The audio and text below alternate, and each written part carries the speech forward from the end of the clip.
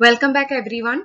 So in the last video we had started with the topic soil water contaminant interactions. Okay, and we saw that where there are various mechanisms or interactions between soil and contaminant in the presence of water, and it can generally be classified as those mechanisms involving chemical mass transfer or mechanisms which takes place during the transport of the contaminants through the particular environment, or it can be some biological reactions that can be taking place, or it can be radioactive reactions taking place. Okay, so these are the different mechanisms which can occur once a contaminant is released into a particular environment. So here the environment we'll be talking in particular is the soil. Okay, so we are concerned about how the life cycle of the contaminants are going to be once they are released into the subsoil.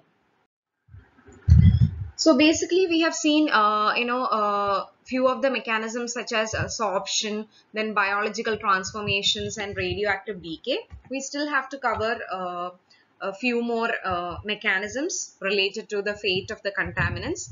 So as I said, fate of the contaminants indicates the life cycle of the contaminants once it is released into a particular environment. So here our environment is soil or the subsoil. Okay, so once a particular contaminant is released into the soil structure along with the pore fluid, see, contaminant alone cannot get transported through the soil structure.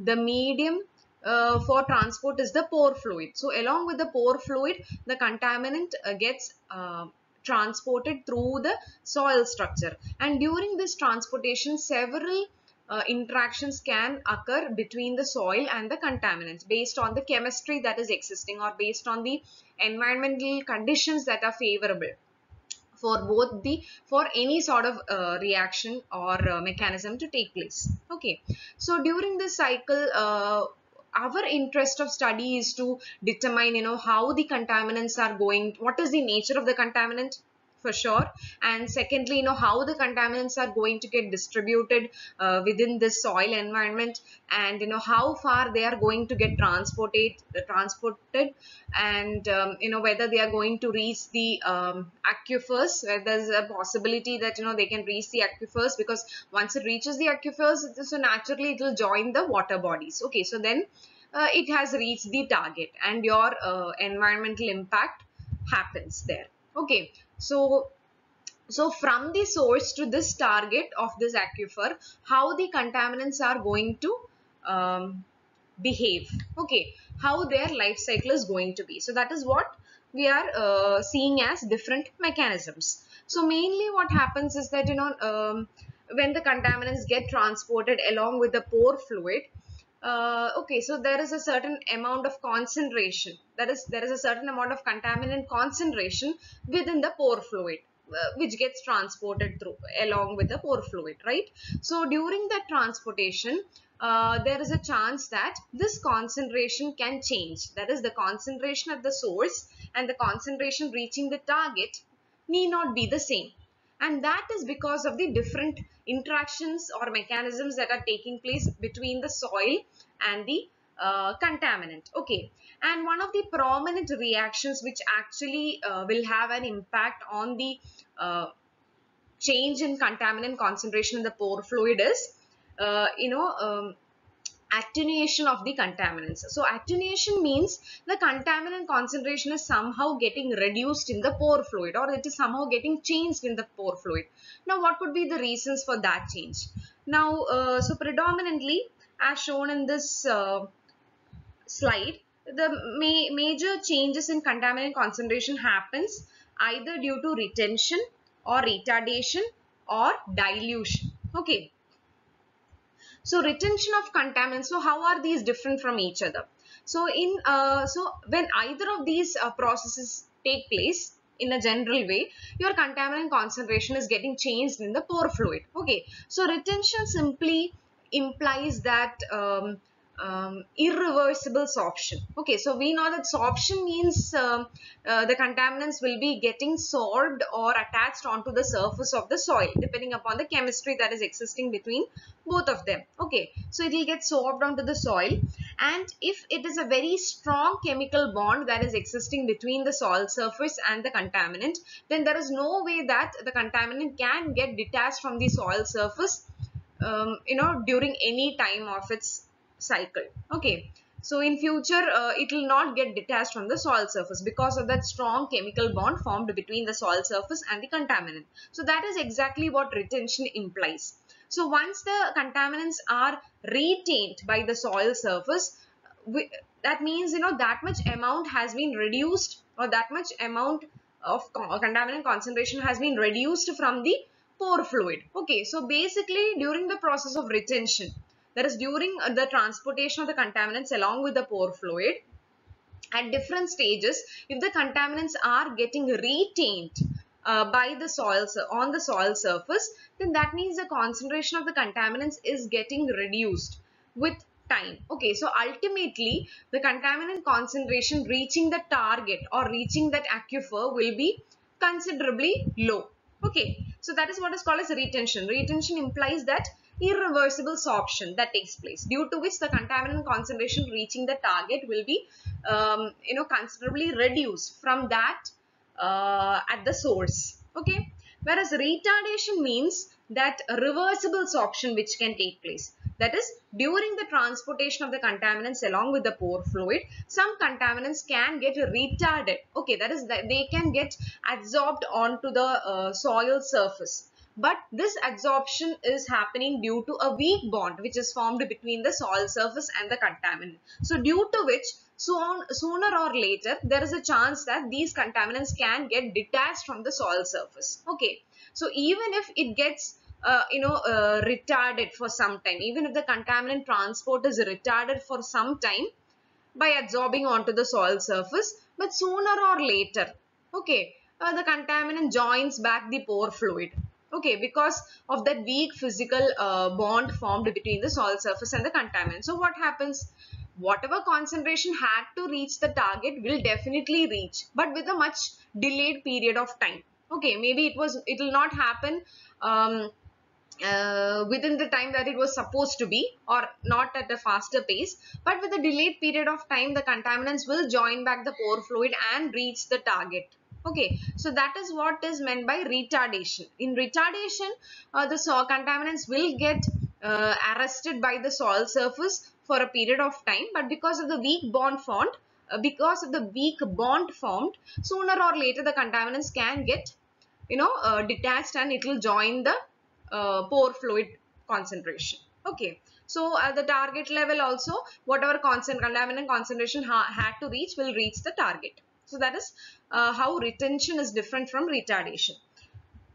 Then in some cases during the transportation, one of the mechanism that can take place is dilution. Contaminants can get diluted. Okay, and so this can also happen. So this will also have a change in the contaminant concentration in the pore fluid. So these are the three main processes that will generally happen. Okay, and this will have I mean, many other reactions are also taking place, but in a general way we can say that the contaminant concentrations are getting changed due to these three phenomena: retention, retardation, or dilution. Okay, now we will look into the remaining interactions or mechanisms that which can occur between the soil and the contaminant. So now we will look into one of the other chemical mass transfer mechanisms that can take place between the soil water contaminant. Okay, so hydrolysis is one of those reactions. Basically, hydrolysis refers to that reaction of H plus and OH minus ions in water with the solutes and elements present in water. Now here the solutes and elements which we are referring to are the contaminants present in the water, because that is the water is a pore fluid which carries the contaminants along with it. Okay, So here the reaction of, this is simply the reaction of the H plus and OH minus ions of water with the contaminants present in the water. Okay, so basically the hydrolysis is actually a neutralization process. Okay, and in the context of a soil water system, we have to bear in mind that many soil minerals, okay, are composed of ionized cations and anions, and these may be strongly or weakly ionized, result of which will produce resultant pH levels in the soil water system that can vary from below neutral to above neutral pH values. Okay, so basically it depends upon the ionized cations and anions which the soil mineral carries, and based on which the pH of the environment will be controlled. Okay, or the environment will exist at a particular pH level. Now, for hydrolysis reactions to continue within that environment, actually the reaction products, that is whatever products are formed out of hydrolysis, then those reaction products needs to be removed if the system has to continue. That is, for the, if the hydrolysis reaction has to continue happening in that particular environment, then whatever reaction products has to be formed, it should be removed from the system. Okay, and then and for those reaction products to be removed, actually we have other mechanisms. Okay, if those mechanisms take place in this environment, then these reaction products of hydrolysis will get automatically removed. Okay, and those mechanisms are with respect to soil water systems and the pollutants, the mechanisms which can remove these reaction products of hydrolysis are precipitation, complexation, and sorption. Okay, so these mechanisms can actually remove the reaction products of hydrolysis. Okay, and then what happens, for the hydrolysis to continue, more pollutants will have to be, there should be actually a fresh input of pollutants in the pore fluid for the hydrolysis reactions to continue. Okay, so that is what we meant by for the reactions to continue, the reaction products, for the hydrolysis to continue, the reaction products of hydrolysis has to be removed. Okay, and for them to be, for the reaction products to be removed, we have naturally occurring processes, other mechanisms such as sorption, complexation, precipitation. Okay, so once those products are removed, then for further hydrolysis to be occurring in the environment, a fresh input of pollutants should be given. Okay, so basically our water is called as amphiprotic. Now amphiprotic means that water can act as both a base as well as an acid. Okay, and since soil solids and water from the soil water systems, um, I mean, basically, what forms a soil water system is the soil solids and the water. Okay, and then you have your contaminants with it, which forms the soil water contaminant system. And we know that the contaminants can be either inorganic contaminants or organic contaminants, and that is why it is necessary for us to use the broader concepts of acids and bases in describing the various reactions and interactions occurring in the soil water contaminant system. Okay, so already we said that water can act as both a base as well as an acid. Okay, and our contaminants itself can be of organic and inorganic in nature. That is why this concept of acid and base comes into picture of a soil water contaminant interaction. And if you want to know more about if you want to read more about this, you can refer to that Bronsted-Lowry concept and all, which you might have studied in the earlier classes, which will give you more idea about these hydrolysis reactions and how a reaction with an acid takes place, how reaction of a base takes place and all. Okay, so you can refer more into that. But particularly what happens is that in a hydrolysis reaction, one example of a hydrolysis reaction is actually shown here in the form of this equation. Here actually the hydrolysis reaction of a metal ion is shown in the form of an equation.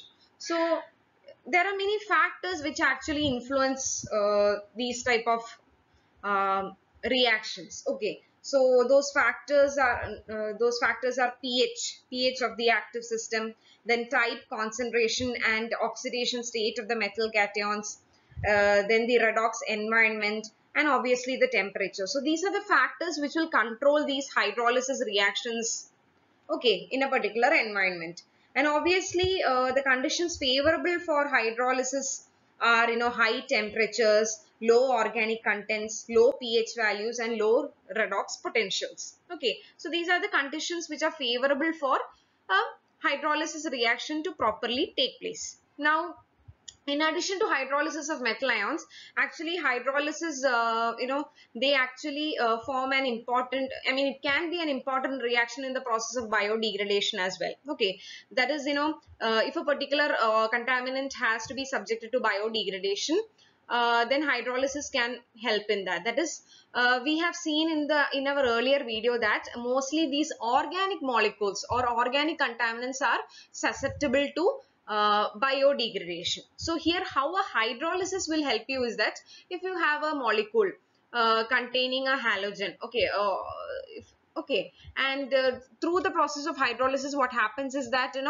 it can be converted into a particular species, basically can be converted into an organic molecule through the process of hydrolysis. And then what happens is that that particular organic molecule or that organic contaminant can then further be subjected to biodegradation, because for biodegradation to happen, mostly organic compounds only will undergo biodegradation, as we have seen earlier. Okay, so that is why hydrolysis can serve as that first step for biodegradation of organic molecules to take place. That is, it basically converts a species into a proper organic molecule, thereby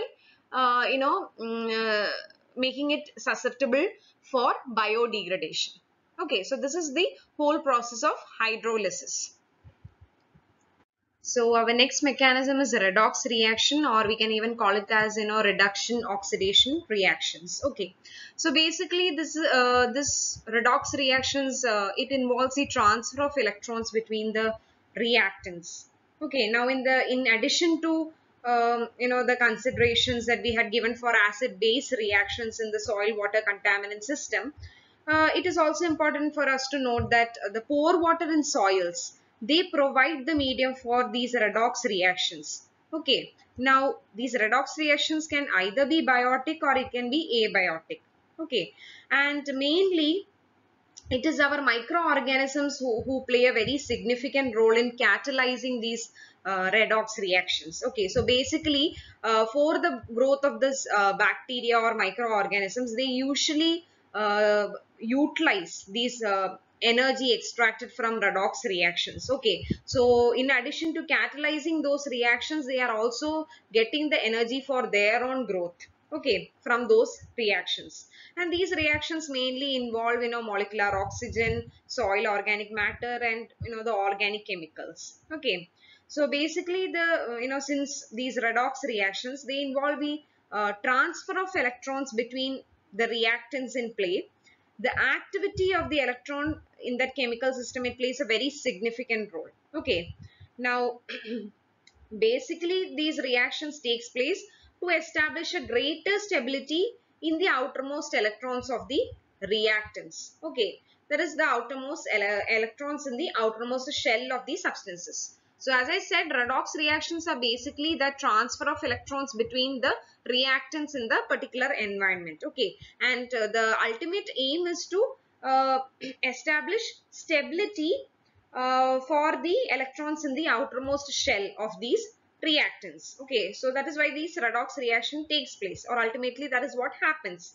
Okay, and there is actually a link between these redox reactions and acid base reactions, because generally speaking, the transfer of electrons in redox reaction is always accompanied by a proton transfer. Okay, now normally we know that there are both organic solutes or contaminants and inorganic contaminants. Okay, so there are basically organic contaminants as well as inorganic contaminants present in a soil water contaminant system or present in the pore fluid. Okay, so for these inorganic solutes or contaminants, redox reactions can actually result in the decrease or increase in the oxidation state of the atom. Okay, that is because we know that there are some ions which exist in multiple oxidation states. Okay, and they will have a direct impact on the fate of the inorganic pollutant with such a characteristics.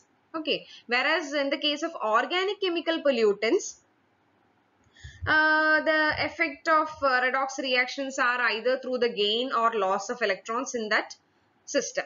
Okay, and if we look at the relative importance, it is generally assumed that the biotic redox reactions are of greater significance than the abiotic redox reactions. Okay, now for a particular environment, we have to measure, right, what is this potential of redox reaction. Okay, so for that we have a parameter called as redox potential, which is represented by EH. Okay, now this is considered to be a measure of the electron activity in the pore water. Okay, and it is actually a means for determining the potential for oxidation reduction reactions or redox reactions existing in the soil water contaminant system, okay, which is under consideration. So this equation will give you the redox potential of the pore fluid, so from which we'll have an estimation of the potential of the redox reaction that can take place in a soil water contaminant system. And basically, like any equation, these also depend on many factors. Okay, basically those factors which actually affect the redox reactions are pH, oxygen content or the activity, and also the water content of the soil. Okay, so this is how a redox reaction or an oxidation reduction reaction takes place in a soil water contaminant system. So next we'll see what a complexation reaction is in a soil water contaminant system. Now basically it's a reaction between metallic cations and anions, okay, called ligands. Now ligands basically refer to those anions that can form compounds with metal ions, okay, and the characteristic feature of such anions is that they will have free pair of electrons. Okay, so there will be inorganic ligands as well as organic ligands. Now inorganic ligands means our fluoride, chloride, sulfate, carbonate, phosphate. So these are the inorganic ligands. Now organic ligands can be acids, amino acids as such. Okay, so a metallic ion, a metallic cation and an anion, and that anion is particularly referred to as a ligand. Those will react with each other and form a complex. Okay, so that is basically called as a complexation reaction. Okay, suppose you have Na plus and Cl minus that react with each other, form NaCl. That is kind of a complexation reaction. Or manganese and chloride react with each other and form manganese chloride. Okay, so that is also a complexation reaction. And then sometimes complexation doesn't stop in a single step. It can happen, it can occur as a series, or it can occur as a series, or in a series of steps you will find complexation. That is, once a particular cation and an anion react with each other and form another compound, then what happens is that this new compound formed can react with another ligand and become another compound. Okay, so likewise a series of reactions or complexation reactions can take place, or particularly reaction between metal ion and a ligand can take place. Okay, and in these complexation reactions, uh, sometimes what happens is that we know that we are always concerned with the metal ions which are present in the pore fluid, right?